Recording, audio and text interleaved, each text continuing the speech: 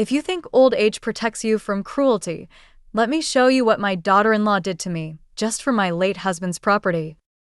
She beat me, slapped me, pulled my hair while I was half asleep. But I survived, and in the end, I took a step that stopped her forever. Please, if you're watching this, tell me in the comments, where are you from? And have you ever faced something like this? I read every word you write. Like, share, and subscribe so no mother-in-law ever feels alone again. Chapter 1. I wasn't her mother. I was her obstacle. My name is Eleanor Murray. I'm 67 years old. I live in the outskirts of Brisbane, Australia. My husband, Geoffrey, passed away 2 years ago after a long battle with cancer. He left behind something he was proud of, MurrayTech, a modest but growing electronics company. He built it with his own hands from scratch. And when he passed, he left 50% of the company to our son Ethan and the other 50% to me. But the day I became a widow was also the day I unknowingly became a target. My daughter-in-law, Sabrina, didn't even wait for the funeral dust to settle. She showed me her true face the morning after Geoffrey's cremation. She looked me in the eye and said, "Now that the old man's gone, it's time to update some documents." I was sitting in the living room, still wearing black. I hadn't even eaten. My heart was numb. I didn't understand what she meant. She slid a folder in front of me. "Sign here. It just transfers your shares of MurrayTech to Ethan, so he has full control." I blinked at her. But Geoffrey wanted me to remain co-owner. That's what he left in his will.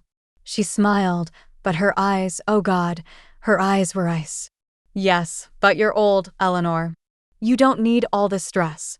Leave business to the young." That was just the start. When I refused to sign, she switched from sugar to spite overnight. And trust me, what came next, no one deserves it. Not even an enemy. At first, it was little things. She started hiding my medicine. I take pills for blood pressure and arthritis. Some mornings I'd find the bottles empty or in the trash.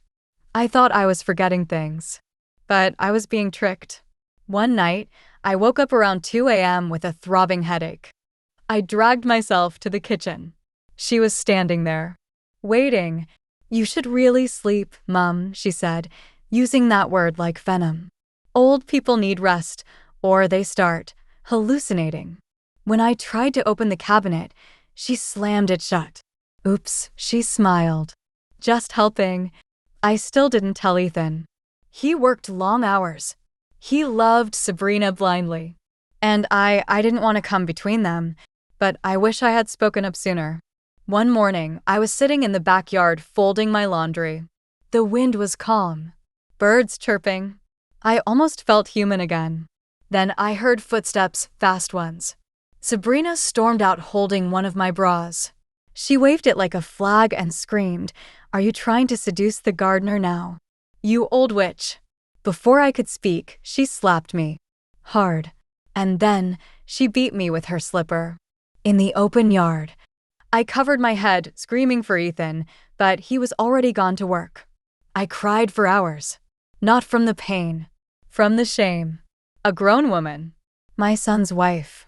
Treating me like I was some low-class servant. And still, I didn't leave. I didn't fight back. Because I still hoped she'd change. One of the worst days came a week later. I had just laid down for a nap. My eyes had barely shut when she yanked my blanket off. "Don't sleep now. You haven't cleaned the dishes." I told her I'd do them after resting. She grabbed my hair. Pulled it so hard I thought my scalp would tear. I said no. She dragged me to the sink. My knees were shaking. My arms ached. I washed every plate with tears in my eyes. She stood behind me, humming, but it wasn't just me she had her eyes on. I started noticing she treated Ethan differently too.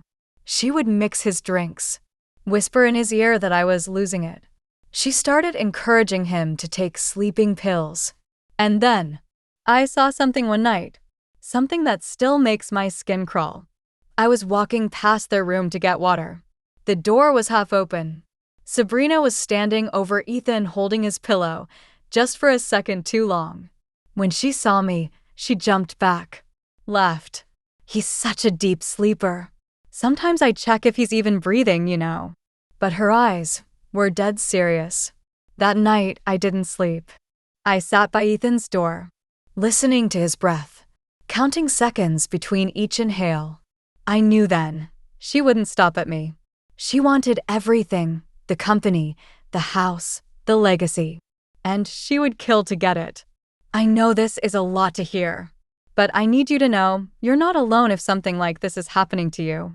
Comment below if you've gone through something similar. And please, tell me where you're watching from. I read every single message. I'm telling my story now because what came next nearly broke me, but it also gave me the strength to plan something she never saw coming.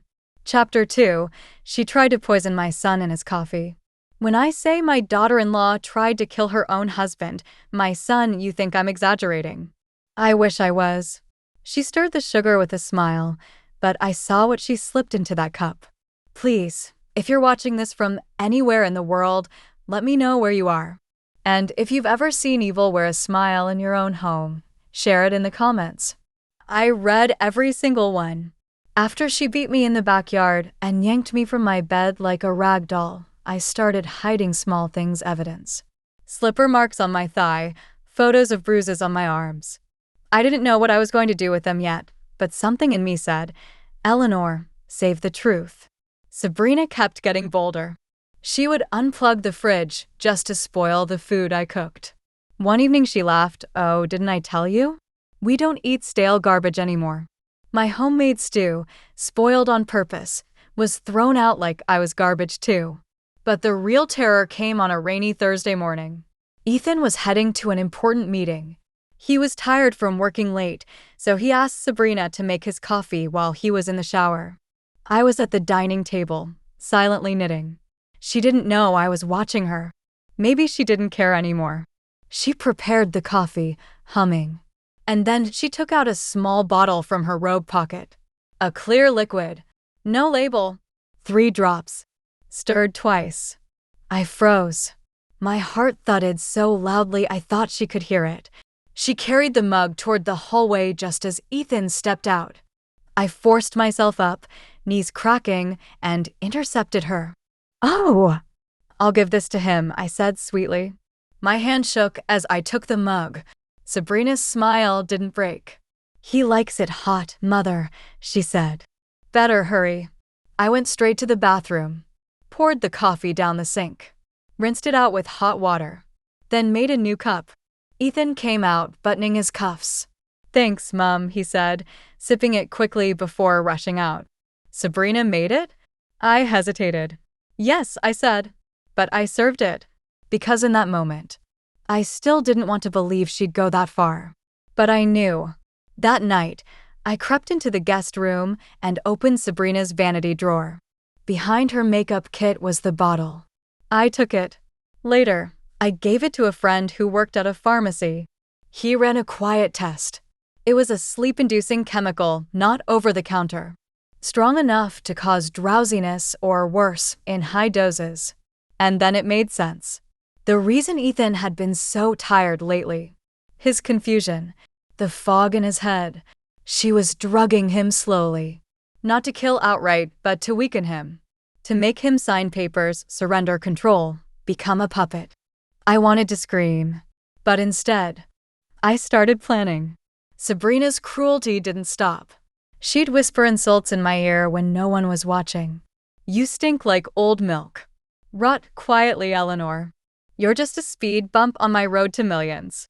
She threw hot tea near my feet once, just so I'd flinch and spill soup on myself. She didn't help.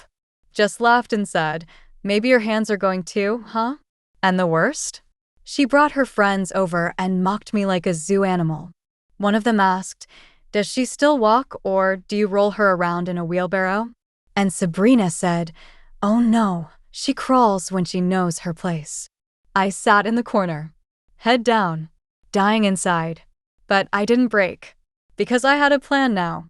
I installed a small camera in the living room lamp. My niece helped me, she's young and tech-savvy. We made sure it was untraceable.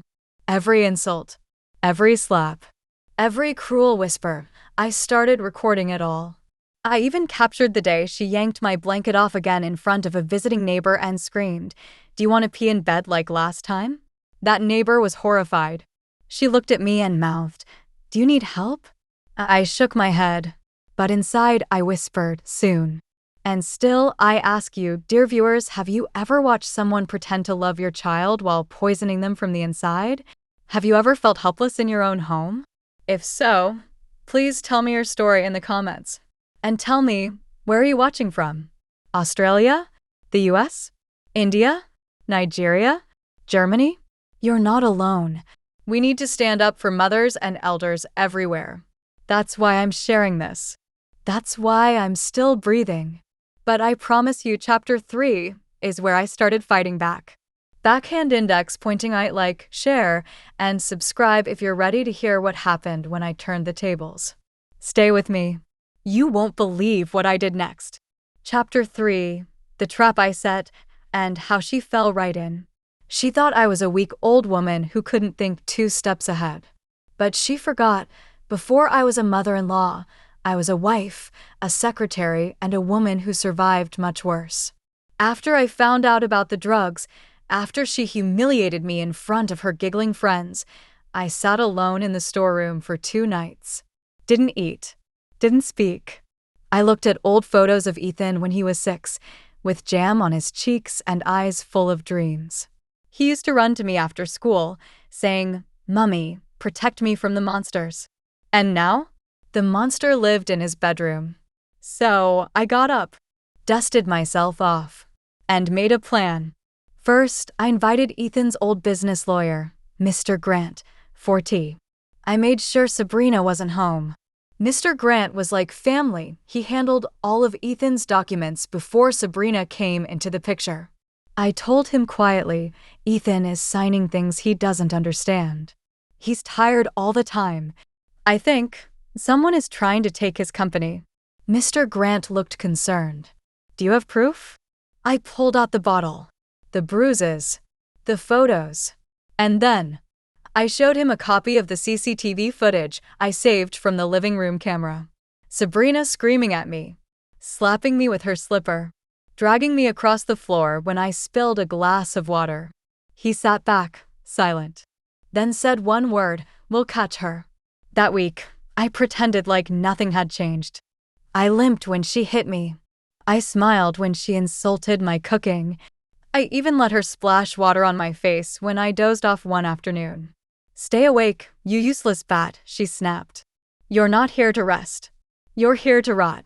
But I knew what was coming. The lawyer prepared a fake property transfer document. It looked real, but it was a trap. It had a hidden clause. Anyone who tried to submit it as real would face fraud charges. We left it on the study desk, labeled as confidential. 2 days later, Sabrina found it. I saw her expression change as she read it, eyes wide, jaw clenching. Then she made a call. "I'll get it done. Don't worry. That old woman's days are numbered." I had it all recorded. That night, she brought Ethan tea again. But I had swapped the mugs in the kitchen. The one she gave him? I poured it into a plant later. The leaves turned black by morning. I confronted her gently the next day. "Why are you doing this, Sabrina?" She laughed in my face. "Because I deserve more than this cage. He's a puppet and you're a parasite." Then she spat near my feet. Actually spat. "Move aside, old insect." But instead of stepping away, I pressed a button on my necklace. A tiny audio recorder. I had it all. We waited 1 more week. And then, Mr. Grant and 2 police officers came to our door. Ethan was confused, tired, still under Sabrina's influence. But once the officers played back the recorded evidence in the living room, his hands started to shake. Sabrina stood frozen as her voice filled the room. "Don't worry. That old woman's days are numbered. You're not here to rest. You're here to rot. And worse." Ethan looked at her. His eyes, so tired, so betrayed, finally opened. "You tried to kill me?" She said nothing. He whispered, "You drugged me." Silence. That silence was her confession. They didn't arrest her, yet. But Mr. Grant froze her access to the business accounts. The fake document? Submitted. Caught. She would now face court for attempted fraud. And, for the first time, I saw something new in Sabrina. Fear. To you, watching this, has someone ever worn a mask in your home? Pretended to love, while slowly destroying? Tell me where you're from. And, if this feels familiar, share your story in the comments. We older women must support each other. Quiet doesn't mean weak. Just once, if this chapter meant something to you, hit the like button. That's enough for me to keep sharing the truth. Chapter 4. She raised her shoe again. This time, I caught it. You won't believe what happened the night she tried to beat me one last time. Stay with me. She didn't know I had already exposed her. She didn't know her voice had been recorded, her poison analyzed, her fake signature trap set and triggered. She thought I was still scared. Still broken. Still that silent, trembling mother-in-law she dragged by the hair and laughed at. But she was wrong. That evening, after the lawyer froze her access and Ethan locked his office, Sabrina came home furious. I could hear the door slam from my room. I was preparing tea in the kitchen when she stomped in behind me, fast. I didn't even turn around.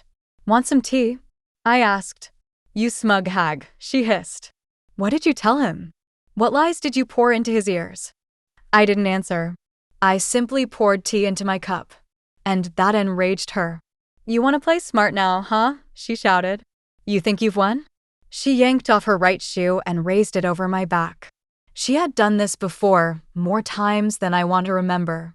She had beat me across my arms, my back, sometimes even my head. Each time I cowered. I begged. But this time, I turned around and caught her wrist midair. Her shoe froze in the air, and so did her expression. Shock. Confusion. No more, I said calmly. Try it. Hit me. And the next time the police come, they won't be so polite. Her hand shook in my grip. You think you scare me, she snapped, trying to jerk free. I didn't blink. You scare no one. You just make people sick. I let her go. The shoe dropped to the floor. For the first time, she didn't say another word. She didn't raise her hand again. She simply backed out of the kitchen, breathing heavily, and walked upstairs. She knew the tide had turned. Later that night, I heard her screaming at Ethan, accusing him, calling me a liar, a manipulator. I expected it. But what I didn't expect was Ethan's voice, firm, cold, awake. She has evidence, he told her. You're the one who lied. You're choosing her over me, she screamed. I'm choosing the truth, he said. That sentence was a turning point. But Sabrina didn't leave. She had one more plan. Something more dangerous than before. Something that didn't just aim to hurt me, it could have ruined everything. And that is what I'll share in the next chapter. Chapter 5. She brought a stranger to our house and lied about him. It wasn't just about property anymore. She wanted to destroy the whole family's name. Stay close. This story is only getting deeper. If I hadn't seen it with my own eyes, I wouldn't have believed it. One afternoon, Ethan left early for a board meeting. I was folding laundry upstairs when I heard a car pull into the driveway, too smooth, too expensive for our usual visitors. I peeked through the curtain. A tall man in a black leather jacket stepped out, well-groomed, sunglasses, holding his phone like he owned the world. And then I saw Sabrina open the door for him, wearing lipstick she never wore at home, a tight blouse, and that sly, snake-like smile I'd come to dread. They hugged. Not like friends. I didn't move. I simply recorded everything from the upstairs window. 15 minutes later, I came down with an empty tray and entered the living room slowly. I pretended to be surprised. Oh, I said softly. Did Ethan forget something? The man smiled at me as if I were a waitress. Sabrina stood up, suddenly stiff. This is my cousin, she said quickly. Just visiting from Melbourne. Your cousin? I asked, keeping my voice gentle. Strange. I've seen this cousin in your text messages before. The one with the heart emojis. Her eyes widened. The man suddenly excused himself, said he had a call, left the house in a hurry. The moment he stepped out, Sabrina turned to me, her face twisted. You're spying on me now? No, dear, I replied. Just observing. Like you taught me to, when you laughed at me on the floor. She gritted her teeth and stormed upstairs. But what she didn't know was that I had taken a photo of her with that man. And I wasn't the only one asking questions. That evening, Ethan came home earlier than usual. He asked, why was there an unknown car in the driveway today? Before she could answer, I calmly handed him the picture. No words, just truth. He stared at it for a long time. Sabrina burst into fake tears. He's my cousin. Mummy is twisting everything. She's jealous of me. But Ethan didn't buy it. Not this time. Stop. Just stop. You're unraveling. And now I'm starting to see it. She tried to touch his hand. He stepped back. From that day, he stopped sharing work matters with her. Changed his laptop password. His bank alerts started coming to me again, not her. And her face? It was no longer smug. It was cornered. But a cornered animal is the most dangerous. And I knew she wasn't done. She would try something that no one in the family could forgive. And this time, even I would struggle to survive it. If you're watching this and feel like someone in your family has tried to destroy everything from the inside, you're not alone. Let me know where you're from in the comments, and if you've ever dealt with betrayal like this, share a little of your story.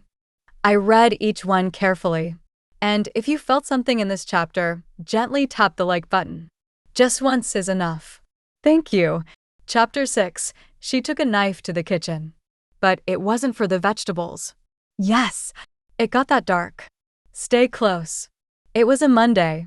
Calm on the outside, but something in the air felt heavy. I was in the prayer room, lighting incense for my late husband. I whispered the usual prayer under my breath, keep Ethan safe. Keep evil away. Then I heard it. The soft scraping sound of a drawer in the kitchen. Followed by silence. You know when silence itself feels wrong? I stepped out quietly, moving toward the hallway. Through the sliver of the open kitchen door, I saw her back, her arm reaching into the silverware tray. Slowly, deliberately, she pulled out a long kitchen knife, the one I used for cutting jackfruit. Heavy, sharp, two-handled. She held it with one hand and looked around. I stayed hidden.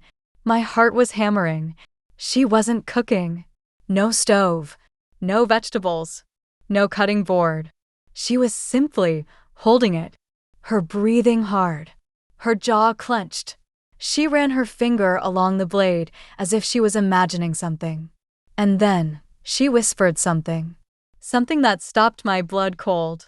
If I can't have this house, neither will anyone else. I knew that wasn't just frustration. That was a warning, a thought, a plan. I backed away silently, went upstairs, locked my room door, and picked up my phone. I didn't call Ethan. I didn't call the police. I called our old family driver, Ben, who had worked with us for 22 years and whom I trusted with my life. Ben, I whispered, I need you here by evening. Park 2 houses away. Don't let her see you. Is everything okay, madam? No, I said. But it will be if you come now. That evening, she cooked dinner as if nothing had happened. She smiled too sweetly, served too politely. I didn't touch my plate. Ethan wasn't home that night. He had flown to Brisbane for a last-minute meeting. She waited until 9 p.m., then said, Let me put your blanket, Mother. You must be cold. I shook my head. I'm fine. But she still walked toward me. And just then, Ben knocked on the door. Evening, madam, he said loudly, stepping in without permission. You called for me? Sabrina froze. I looked her straight in the eyes and said, Yes, Ben. I don't feel safe tonight. Please stay until morning. She didn't say a word. She dropped the blanket on the chair and stormed into her bedroom, slamming the door behind her. then sat beside me the entire night. I didn't sleep. Neither did he. Sabrina never knew I saw her with a knife. Never knew I had begun recording her movements, her threats, her breakdown. But from that moment on, she knew I was not alone anymore. And that made her desperate. She was about to cross the line again. And this time, she aimed not at me, but at Ethan. Chapter 7. She gave Ethan a glass of milk. With a hidden intention. When your own son's life is in danger, what do? Stay with me. It's only getting deeper. My son came home the next evening, exhausted but smiling. He greeted me first, kissed my forehead, and said, "Meeting went well, Mum. We sealed the deal." He had no idea what nearly happened in his absence. Sabrina greeted him with open arms, playing the perfect wife again. "Darling, you must be so tired. I'll bring you warm milk before bed." I sat quietly on the sofa, pretending to focus on my knitting. But inside, I was burning. Not even 24 hours before, she held a knife like it was a solution. Now she was offering him milk? No, not without me watching. In the kitchen, I pretended to need water. As I walked in, I saw her quickly lower a small pouch from her hand into the garbage bin. She didn't hear me. She stirred the milk, added sugar, and something else I couldn't see. Her back was to me. Then she turned and jumped. "Oh, Mummy, you scared me." "I needed water," I said, slowly filling my glass at the sink. "Smells good, that milk." She smiled tightly. "It's for Ethan. He always sleeps better after." Indeed. I walked out, but I didn't go far. I stopped at the hallway corner, hidden, watching. She carried the milk to Ethan, placed it lovingly in his hands. "Drink it all, darling. It's warm and fresh." Before he could take a sip, I walked into the room. "I'm so sorry," I said. Then accidentally dropped a rat-killing packet in the kitchen drawer earlier today. "Sabrina, you cleaned the drawer, right?" Her face turned white. "What packet?" she whispered. Ethan paused, holding the glass midair. I walked over, took the glass from his hand, walked to the sink, and poured it down the drain. She stood there frozen, hands slightly trembling. "It's okay," I said. "It was probably nothing. But we should all be careful, right?" She didn't say a word. She just turned and left the room. That night, I couldn't sleep again. I watched Ethan from my room's doorway, peacefully asleep. I sat there for hours. And I thought, how much longer would I have to fight her shadows? How many more nights would I have to stand between her evil and my son's life? If you're watching this and you're a mother, tell me, what would you do if your child was blind to danger under his own roof? Let me know where you're watching from, and if you've ever been in a situation where your silence cost you peace. Share your story in the comments. I really do read them. And if this chapter made your heart clench, just hit the like button so I know you're with me. Chapter 8. She locked me in the bathroom and turned off the lights. When a heart turns cruel, it forgets you're human. She wanted me out of her way in every possible sense. What happened next, you won't believe. It was raining that night. Hard. Thunder rattled the windows, and the lights flickered every few minutes. I had gone to the bathroom just after dinner. My knees hurt as always, so I moved slowly. But I remember distinctly, I never shut the door completely. I left it slightly ajar, as I always did. But this time, the door clicked behind me. Firmly. I turned back immediately. It was locked. From the outside. At first, I thought maybe it was Ethan, joking or being playful. But I called out softly, "Hello?" "I'm inside." No response. Then I knocked. Nothing. Then I banged. Still, silence. I pressed my ear against the door. I could hear her footsteps. Light. Deliberate. And then I heard her voice. Just above a whisper. "Stay there, old woman. It suits you." The lights went out. Not just in the bathroom, the whole house went dark. I stood there, trapped. Alone. In pitch black. No flashlight. No window. No idea of time. I felt the walls with my hands and sat on the cold tile floor. And for the first time in years, I let myself cry out loud. Not because I was scared of the dark, I'd lived through much darker days, but because someone who wore my family's last name was trying to erase me like trash. I thought of Ethan. Would he even notice I was missing in the morning? Would she lie again like she always did? She probably went to the temple early. She said she'd be gone for 2 days. She left her phone at home again. You know how forgetful she is. I knew all her tricks. 3 hours passed. My knees stiffened. My lips were dry. And just when I began to feel faint, I heard keys jingling. Then, bless that old man. He had returned to pick up something he'd left earlier in the storage room. When I heard his voice call my name, I shouted, banged, sobbed. Within seconds, he forced the door open. He found me on the floor, barely able to sit up. Sabrina stood at the end of the hallway, holding her phone. "Oh!" "She must have gotten locked in accidentally," she exclaimed. But I looked her in the eyes, and in that moment, I saw it. She was no longer hiding it. She hated me. She wanted me gone. And if I didn't take action soon, the next time might not just be the bathroom. Chapter 9. She tried to push me down the stairs. But I had one last prayer. The cruelty escalates. She tried to end me physically, but something, or someone, stopped her. Meet me there. I had always loved our staircase. Wooden banister, smooth polish, soft carpet in the center. My husband and I used to sit on those very steps when we were young back when the house echoed with laughter, not lies. But ever since Sabrina came, those steps had begun to feel like a trap. I had just finished folding Ethan's laundry and was carrying a small pile down the stairs. My knees wobbled as they always did, but I knew each step by memory. What I didn't know was that she was right behind me, silent, close, too close. Halfway down, I paused, caught my breath, shifted the laundry to my other arm. That's when I felt it. A push. Not hard enough to throw me straight down, but just enough to unbalance me. My right foot twisted, my left hand flailed, and the pile of laundry scattered like fallen leaves. I clutched the banister for dear life. She gasped behind me, fake. "Oh no, Mummy. Are you okay? You must have slipped." She knelt dramatically, trying to help, but I saw it. Her hand was still outstretched, the one that shoved me. I looked up to the ceiling at the spot where we'd once hung a picture of my husband.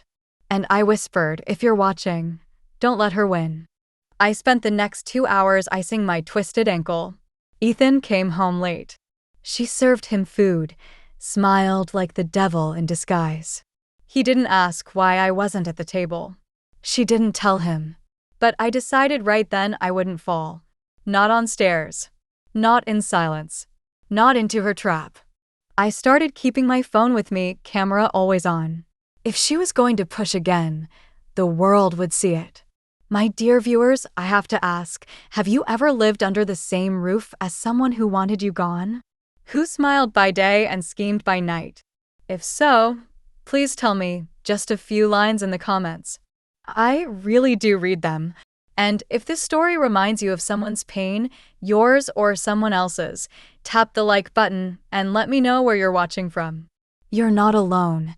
We're in this together. Chapter 10. She beat me with her shoes. While I lay on the floor, there's cruelty.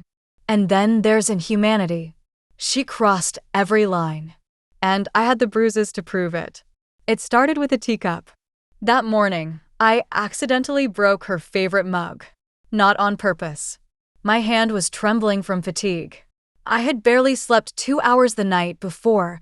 The pain in my ankle from the staircase incident still hadn't gone away. And I had spent the night tossing and turning on the living room floor because Sabrina said she needed privacy in the guest bedroom where I usually stayed. I bent down to clean the shards when she walked into the kitchen. She didn't speak.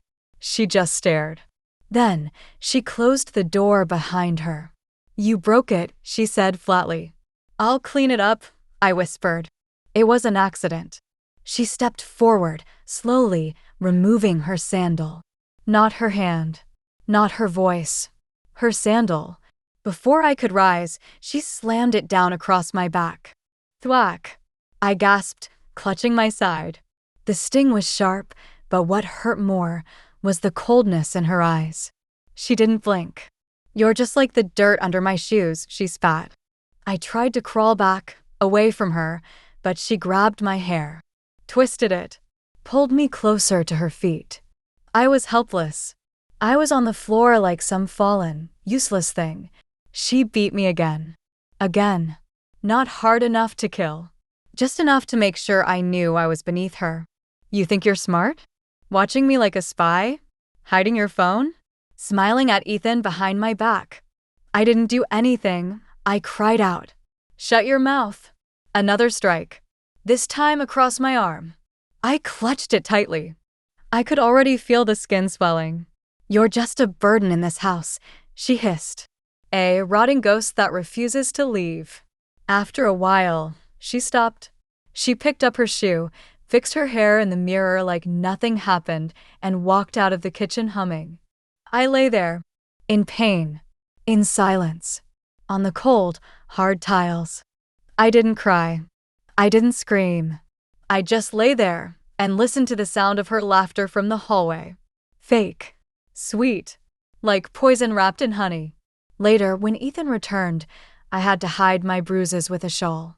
I smiled. I nodded. I told him I fell again while cleaning. Because how do you tell your son that the woman he sleeps next to every night treated his mother like a stray dog? That night, I locked my door. And I sat by the window with my bruised arms folded, the wind drying my silent tears. And I swore to myself, she won't break me. Not like this. Not ever again. She wanted me weak, invisible, erased. But I was still breathing. And that alone made me a threat to her lies. Chapter 11. She disturbed me every night. Just to watch me suffer. The torture wasn't always physical. Sometimes it was subtle, psychological. The kind of pain that breaks your spirit, not your bones. And in that darkness, I found something stronger than fear. Sleep, the one thing my body begged for. But in that house, rest became a luxury I could no longer afford. After the bruises, the beatings, the locked doors, I thought Sabrina might pause. That maybe, just maybe, the guilt would catch up with her. But instead, she changed her method. She started haunting my nights. Not with knives or fists. No, with cruel precision. Every single time I would doze off, just barely slip into that thin space between consciousness and exhaustion, she'd do something to startle me awake. A loud knock on the wall. A crashing plate in the sink. The volume on the TV blasted at 2 a.m. Or worse. She would silently creep up to my room and bang on my door once, hard, and vanish before I could open it. I would sit up in the dark, heart pounding, afraid to lie back down. And the next morning, she would look at me sweetly and say, "You look tired, Mumajai. Didn't sleep well? Getting old, I suppose." Every night was a psychological war. Some nights she poured water under my door. Other nights, she switched off the power only in my room, just to make me sweat through the humid darkness. One time, I awoke to find the window wide open. The cold wind had blown my bedsheet off, and my joints ached from the chill. I had closed that window before I slept. I was sure of it. That's when I realized. She was coming into my room while I slept. I started keeping a stick under my mattress. Not to hit her. I didn't have the strength. But just to feel like I had something. Anything. One night, I kept a mirror angled toward the door so I could see if it opened. And I saw it. Just past midnight, the knob twisted slowly. The door creaked. Her face peeked through the crack, just for a second. When she saw her reflection in the mirror staring back, she froze. She didn't come in that night. The next day, she acted like nothing had happened. Offered me tea. I didn't drink it, but I smiled, because for once she knew that I knew. My dear viewers, I want to ask you something. Not to get sympathy, no, but just to connect with you. Have you ever lived in a home where you were constantly watched, disturbed, broken in the quietest ways? If you've experienced this kind of silent cruelty, share a few words in the comments. I do read them, and your voices matter more than you know. And if you're watching from a country where elderly women are often dismissed or mistreated, let me know. You're not alone. I see you. Chapter 12. She stole my property papers and tried to kill my son. Yes, she crossed that line. She didn't just want me gone. She wanted everything, even if it meant blood. And that was the moment I decided she would never win.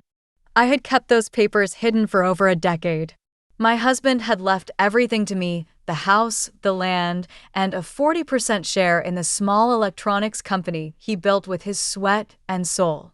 He trusted I would pass it on to Ethan at the right time. Not just as an inheritance, but as a legacy. I never told Sabrina about the location of the documents. But one day, they vanished. It was a small steel box hidden beneath a false panel inside my old sewing cabinet. No one ever touched that cabinet. It was dusty, forgotten, or so I thought. I opened it that morning, looking for a spare button. The panel was ajar. The box was gone. My heart stopped. I rushed to my room, searched every corner. Nothing. My breathing grew fast. My palms went cold. That box had my will, my property titles, and the signed share certificates of my late husband's company. I was shaking, my knees nearly gave out, but I forced myself to confront her. Sabrina was in the kitchen, humming while pouring herself orange juice. "Have you seen a metal box?" I asked, trying to keep my voice steady. Her smile didn't reach her eyes. "You mean that rusty old thing from your sewing stuff?" I threw it out, she said casually. "We need to declutter, you know." My mouth went dry. "You threw it out?" "Oh, relax. Probably just old recipes and useless papers, right?" she added, turning away before I could speak. I knew right then she had stolen it. She knew exactly what was inside. And now she had my husband's company shares, my house deeds, everything. But the worst was yet to come. 2 nights later, I overheard something that chilled me to the bone. I had gotten up quietly for water and was about to pass Ethan's room when I heard whispering. Sabrina was speaking on the phone. Her voice was low, urgent. "He's the last one in my way. If he signs the power of attorney, everything is mine." But he's too soft. Still clings to his mother's words. There was silence, then a sinister giggle. "No, I don't need to convince him. Accidents happen, right?" I froze. My son, my only child. She was planning something against him, just like she had tried with me. Not out of anger, not even hate, but for property. I backed away before she saw me and locked myself in the washroom, trembling from head to toe. She had already tried to push me down the stairs. She beat me, starved me, robbed me of sleep. And now she was targeting Ethan. Not because he wronged her, but because he trusted me more than he trusted her. The next morning, I called the lawyer my husband had worked with. I asked him to issue a legal freeze on the property and shares, pending an urgent hearing. It was a risk. Sabrina might find out. But I had no choice. I had to protect my son, even if Ethan didn't believe me yet, even if it meant going to war. She wanted power. She wanted my silence. But now she was going to face something she didn't expect. A mother, a wounded woman, and someone who had nothing left to lose. Chapter 13. She threw my clothes in the gutter and called me a beggar. She tried to erase my dignity next, strip me of my pride. But I found strength where she thought I had none, in the mud, in the cold, in the eyes of strangers who saw what my family didn't. Thank you. Hey, race the next full-length chapter, as promised. Hello again, dear viewers. Before I tell you what happened next, I want to take a moment to speak directly to you. If you're watching this from the U.S., UK, Canada, South Africa, Australia, anywhere in the world, please let me know in the comments. And if you've faced humiliation like I did, share your story. You're not alone. I truly read every message. Now, let me take you back to one of the lowest days of my life. It had been 3 days since I froze the property and company shares. I hadn't told Ethan yet. I was afraid he'd dismiss it as paranoia. But Sabrina, she knew something had shifted. I could see it in her eyes. Her smile had become sharper, forced. Her small talk disappeared. She no longer bothered with sweet words or fake concern. One evening, while Ethan was away on a business trip, she told me coldly, "Your days here are numbered. Let me help you start early." She opened my wardrobe and began yanking out my saris, my sweaters, even my undergarments. She stuffed them in a plastic bag, stormed out of the house, and threw them straight into the open gutter just beyond our front gate. I followed her out, crying out, "Sabrina, please, stop." She turned in front of the neighbors and shouted at me, "Look at this woman, living off our house and acting like a queen. Go wear rags, beggar. That's what you are." I stood there, in my faded slippers, shaking with shame. A crowd gathered. No one helped. They stared, whispered, and I bent down and picked my damp blouse out of the filth. That was my breaking point. I didn't scream. I didn't slap her back or curse her. I just turned around and walked back inside. And that night, while she laughed loudly on her phone about what she did to me, I started planning. The next morning, I called a women's advocate I'd seen on TV. Then I called the lawyer again and asked him to issue a cease and desist notice on Sabrina's attempts to act as my power of attorney. She didn't know yet, but a legal net was closing in around her. You see, she thought humiliation would make me disappear. But it made me sharper. It made me remember who I once was, the woman who raised Ethan alone for years when my husband was bedridden, the woman who handled factory finances with no formal education, the woman who once stood in line for hours to pay bills just to keep the lights on for her son. I wasn't born to be walked on, and I wasn't going to die that way. Chapter 14. She mixed powder in my tea and laughed when I collapsed. Yes, she crossed that line too. Poison or drugs. I never found out. But when my hands shook and my vision blurred, she stood over me, smiling. And that was the night I realized it was no longer just cruelty. It was attempted murder. I still remember the bitter aftertaste of that tea. It was a Tuesday morning.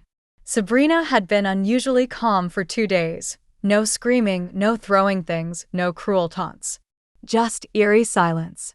She brought me a cup of tea with a slice of dry toast and said, "Thought I'd do something nice for a change." The tone in her voice made my stomach tighten. But I was tired and weak, and after everything she'd done to me, the slaps, the gutter humiliation, the stolen documents, I thought, maybe she's finally tired too. I was wrong. I took 2 sips. And my hands began to shake. Not tremble, shake. Violently. I dropped the cup. My heart started racing. My legs went numb. I tried to call out, but my tongue stuck to the roof of my mouth. I couldn't form words. My vision blurred. The room started spinning. And that's when I saw her, standing in the corner, arms crossed, smiling, not shocked, not scared, not rushing to help, just watching me collapse. I fell to the floor, crawling toward the phone. I couldn't make it. I blacked out. When I opened my eyes, I was on the sofa. Ethan was holding a cold cloth to my head. Sabrina was sitting beside him, crying. She must have skipped breakfast. She's been weak for days, she said, sniffing. I wanted to scream, to expose her, but I couldn't speak. My throat was burning. My body was heavy. Ethan said, "I've called a doctor. You'll be okay, Mom." She had timed it perfectly. Poisoned me when Ethan was due home any minute.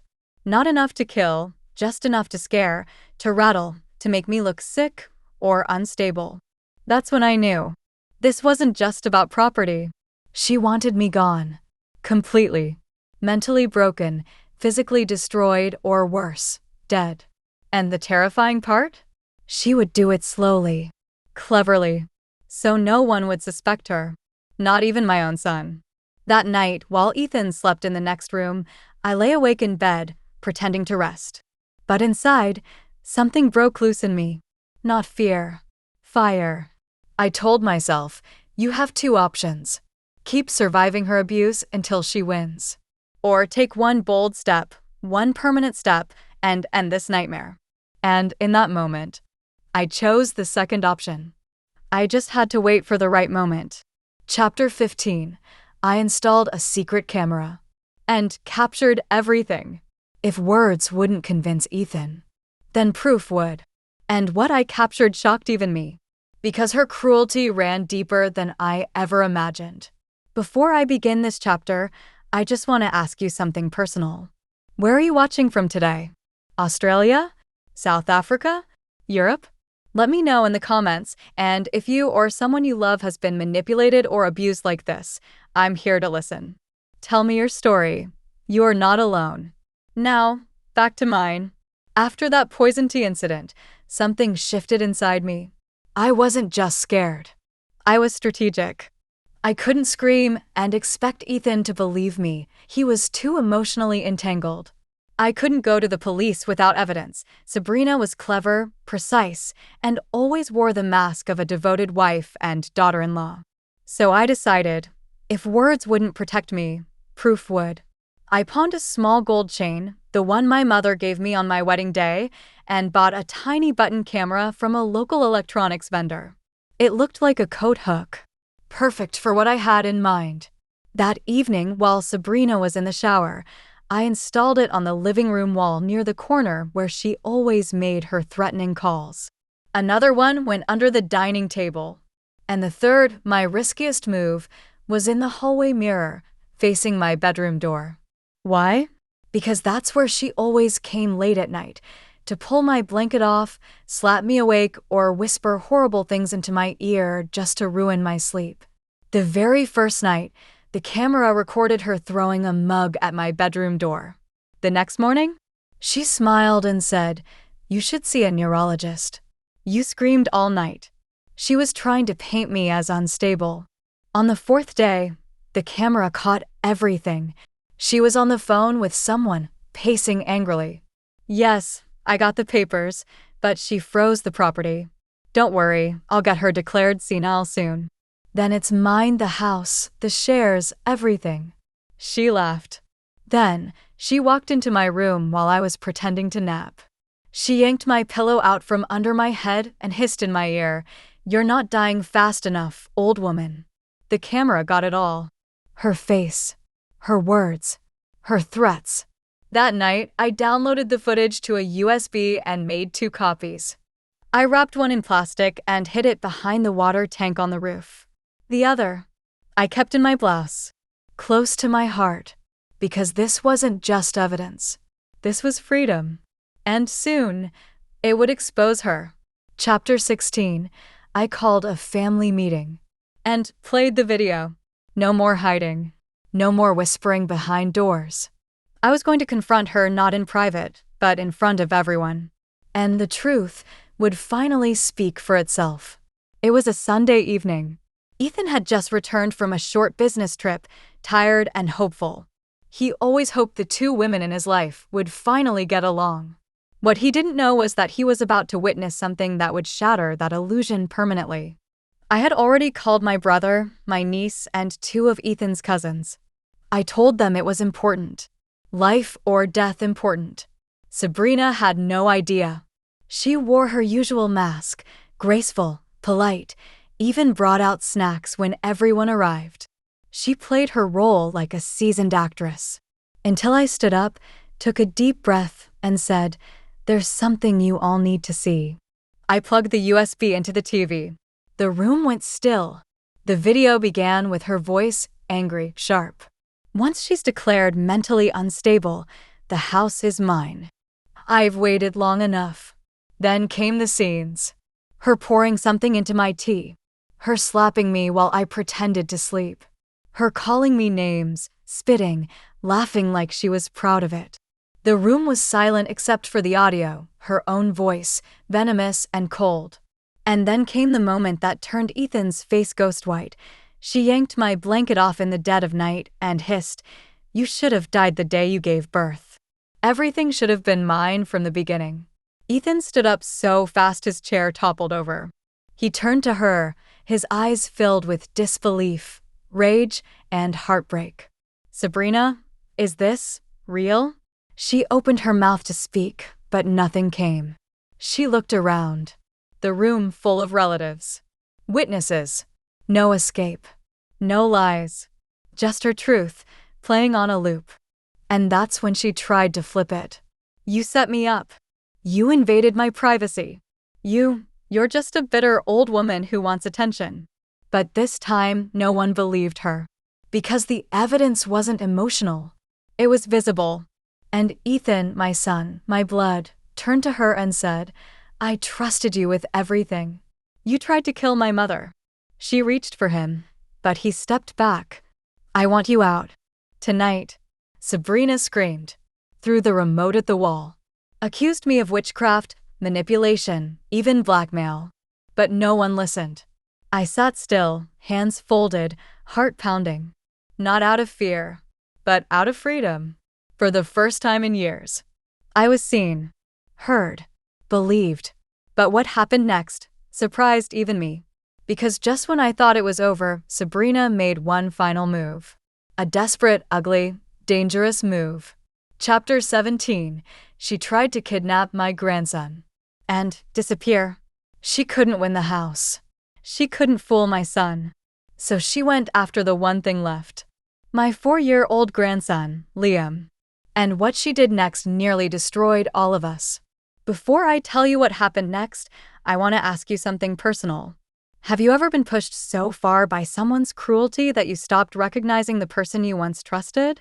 If you've lived through anything like that, tell me in the comments. I read every story that comes through. And to all of you watching from Nigeria, Canada, Philippines, Germany, I see you. Now let me tell you what happened after Sabrina was exposed. She didn't pack her bags. She didn't cry or ask for forgiveness. She just disappeared into the guest room and locked herself in. For 2 days. We thought maybe she'd left. But on the 3rd day, she made her most dangerous move yet. Ethan had gone out to speak with a lawyer. I was watching little Liam in the living room. He was drawing birds with crayons, innocent and sweet, unaware of the storm swirling around him. That's when I heard the front door open. Too quiet. No footsteps. Just the creak of the hinges. I ran to check. Liam's drawing pad was still on the floor. But he was gone.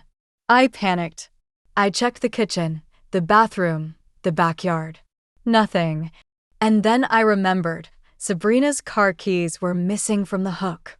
I rushed to the gate, barefoot, and saw her car pulling away at the corner of our street. I didn't think.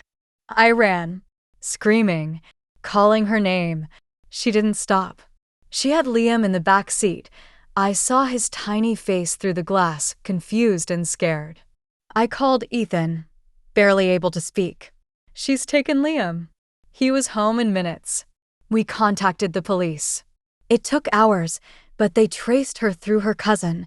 Someone she had once mentioned was living near a coastal town, 6 hours away. She was heading there, planning to disappear. Maybe go abroad. Maybe use Liam as leverage. They stopped her on the highway. When police asked why she had taken the child without permission, she said, "He's the only one who still loves me. He's mine." They turned everyone against me. But the officer looked at her and said, "You nearly committed abduction. You're lucky your mother-in-law called when she did." She was arrested. Not for long, but just enough. Just enough to finally break the illusion she'd built all those years. That night, when Ethan and I brought Liam home, I held him tighter than ever. I looked at my son and said, "Now do you believe she would have destroyed all of us?" He nodded, tears in his eyes. But strangely, I didn't feel victorious. I felt exhausted, because this war had gone on too long, and even after the worst of it, Sabrina hadn't said a single word of remorse. Not yet. Chapter 18. She returned, kneeling at my feet. I never expected to see her again. But when she returned, pale, thin, crying, She dropped to her knees in front of me and said words I never thought I'd hear. It had been 3 months. Sabrina was out on bail, staying far away. Ethan had filed for separation, and custody of Liam was granted fully to him. Our house became peaceful again, almost too quiet, as if it was recovering from a long illness. I began sleeping properly for the first time in years. No whispers in the dark. No slaps. No cruel games. I tended to the garden. I started writing again in my old diary. I finally visited my sister after 10 years. For a while, I felt like a human being again, not a prisoner in my own home. And then one afternoon, she came back. I heard the doorbell and expected it to be a courier. But when I opened the door, there she was. Sabrina, thinner, pale, her hair tied loosely, no makeup, just a shawl clutched around her like a broken shield. And before I could say a word, she dropped to her knees. "Please," she whispered, looking down at my feet. "Don't shut the door." I didn't move. She looked up, tears on her face. I don't know what came over me. I became greedy, angry. I wanted everything so badly. I lost everything. I stood still. The memories flashed like lightning. Her throwing my food, yanking my hair, forcing cold water on me when I was asleep, trying to poison me, slapping me in front of the maid, trying to steal my grandson. And now here she was, crying, begging. I got divorced. Ethan served the papers. I don't blame him. I've lost everything. Even my own parents won't speak to me. She looked up, voice cracking, but you were the only one who tried to save me from myself. And I hated you for it. I didn't know what to feel. Part of me wanted to scream, to shut the door in her face. But another part, the older, wiser part, saw what she had become. She wasn't a villain anymore. She was empty. And I said only one thing: regret is the beginning. But change is what matters. She nodded like a child, still kneeling. I want to change. I want to learn. If you can ever forgive me, I'll never forget it. I didn't offer her tea. I didn't call Ethan. I simply said, "Come back tomorrow. If you truly want to change, you'll show up. Not with tears, but with actions." Then I closed the door gently. Behind it, I leaned against the wood and wept. Not out of sadness, but out of release. Because finally, the storm had passed, and what remained was only truth. Chapter 19. I made her my maid. But what happened after shocked me. Yes, I gave her a second chance. But not as a daughter-in-law, as a worker, a cleaner, to learn humility. But what she did next, no one expected. Before I begin, I want to say something to the women out there who've been hurt by someone they once loved like a daughter. Have you ever found the strength to forgive? Or at least, to give someone a second chance, just to see what they do with it? If you've been in that position, tell me where you're watching from, and share your story in the comments if you feel like it. I do read them. It helps me breathe knowing we're not alone. Now let me tell you what happened after I closed that door. The next morning at 8 a.m. sharp, she returned. Dressed in plain clothes, holding her own broom, mop, and a bucket. "I don't want your forgiveness for free," she said. "I want to earn it." I let her in. Not as my daughter-in-law, but as my maid. She cleaned the floors she once made me scrub with bleeding knees. She washed the dishes she once threw at me. She even cleaned the bathroom where she once locked me in. At first, I watched her coldly. I didn't smile, didn't speak. But what surprised me wasn't that she kept coming back. It was how she worked. She never complained, never rolled her eyes. Every day, she'd kneel beside the porch and pull weeds with bare hands until her palms blistered. She'd sweep every corner. She'd even scrub the bottom of the sofa legs. When I offered her water, she refused. "I'll drink when I'm done," she said softly. "I don't want anything until I've earned the right to be seen by you again." One night, I woke up and saw the kitchen light on. I went quietly, wondering if she was stealing. But instead, I found her writing something in a small notebook. Her eyes red, her face tired. When she noticed me, she stood up quickly. "I've been journaling," she said. "Every time I remember something cruel I did to you, I write it down, and then I write how I'd undo it if I could." She handed me the notebook. I didn't want to open it, but I did. Page after page of apologies. Not just words. Details. I wish I hadn't thrown the hot tea at her. She looked cold, not defiant. That was the day she had a fever, and I laughed. I wish I had let her rest that day instead of slamming the cupboard doors to wake her up. She was in pain. I saw it. I ignored it. I wish I had asked her why she looked lonely instead of blaming her for making me feel small.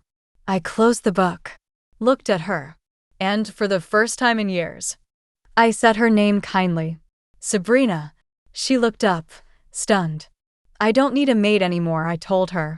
She nodded slowly, ready to leave. But then I said, "I need someone who's willing to protect this house the way I once protected you." That night, she cried in my arms. Not like a manipulator, not like a threat, but like a lost daughter finally finding her way home. Chapter 20, she touched my feet and called me mother. This is the ending I never expected. A day of true change, healing, and something I never thought I'd hear her say, "You are my real mother, and I will protect you till my last breath." It was a Sunday morning. Sunlight poured through the living room curtains like a gentle blessing. The silence in the house felt peaceful. Sabrina was in the kitchen. I was on the veranda, sipping warm ginger tea. I watched her through the window, not with suspicion, but quiet curiosity. She was humming. She never used to hum. She placed fresh roses in a glass vase, swept the floor again even though it was already clean. She made porridge, the same one I taught her years ago and she once mocked. This time, she served it with a smile. And then, something unexpected happened. She walked toward me slowly, not hurried, not nervous, and without a word. She knelt, touched my feet, and pressed her forehead to them. I froze. The last time she had come this close to me, it was to slap me, pull my hair, hurl words so filthy, they still echo in my bones. But this time, she was trembling. "I never knew what a mother truly was," she whispered. "I thought power was love. I thought control was respect. But you showed me both strength and softness. And I broke you." Tears streamed down her cheeks. "If you can forgive me, even a little, I promise, I will spend the rest of my life making it right." I bent down and gently lifted her face. Her eyes looked like mine, tired, wounded, but healing. I placed my hand on her head and said the words she once laughed at. "You are forgiven, my daughter." She broke down completely, clutched my knees like a child, cried for 10 minutes, not saying a word. And I let her, because forgiveness isn't weakness, it's release. From that day forward, she never raised her voice again. She began taking care of Liam again, but with patience and softness. She apologized to Ethan and asked nothing in return. She told the entire community what she had done, not to shame herself, but to make sure no other woman let pride destroy her home. She worked with a women's charity now, helping abused mothers-in-law, teaching angry daughters-in-law how to heal. And me? I slept in peace again. Not because justice was done, but because one of the most broken people I'd ever known chose to change. So, if you're watching this and feel hopeless, angry, or trapped, know this: sometimes people do change. But if they don't, you still have the right to protect your peace. You still have the right to walk away. And you still deserve love, no matter your age. Thank you for listening to my story. May yours find its own healing too. Wherever you're watching from, you're not alone.